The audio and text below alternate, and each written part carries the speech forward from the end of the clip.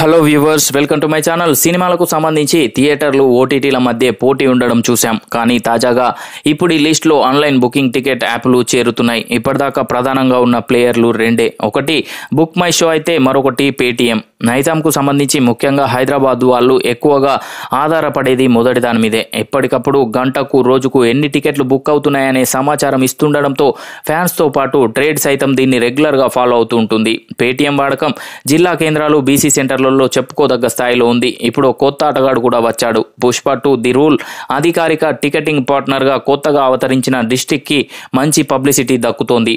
అలాగని ఇదేమీ కొత్త కంపెనీ కాదు. గతంలో ఉన్న టికెట్ న్యూని నడిపిస్తున్న పేటీఎం కొత్తగా జొమాటోతో జట్టు కట్టి డిస్ట్రిక్ట్ యాప్ని సృష్టించింది.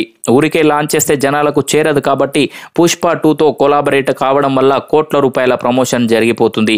పేటీఎంలో వందలాది సర్వీసులు ఉంటే డిస్ట్రిక్ట్లో మాత్రం కేవలం సినిమాలు, ఈవెంట్ల టికెట్ల అమ్మకాలు మాత్రమే ఉంటాయి. ఒక రకంగా చెప్పాలంటే బుక్ మై షోకి సరైన ప్రత్యామ్నాయంగా దీనికి శ్రీకారం చుట్టారన్నమాట.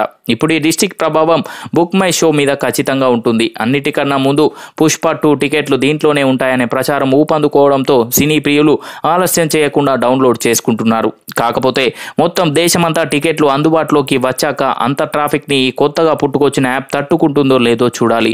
బలమైన సర్వర్లు ఉన్నప్పటికీ కూడా సలార్ టైంలో బుక్ మై షో గంటల తరబడి క్రాష్ అయింది. మరి పుష్ప సునామీని ముందే ఊహించి డిస్ట్రిక్ట్ని దానికి తగ్గట్టు సంసిద్ధం చేశారో లేదో షోలు, స్క్రీన్లు పెరిగే కొద్దీ ఇంకో 2-3 రోజుల్లో తేలిపోతుంది.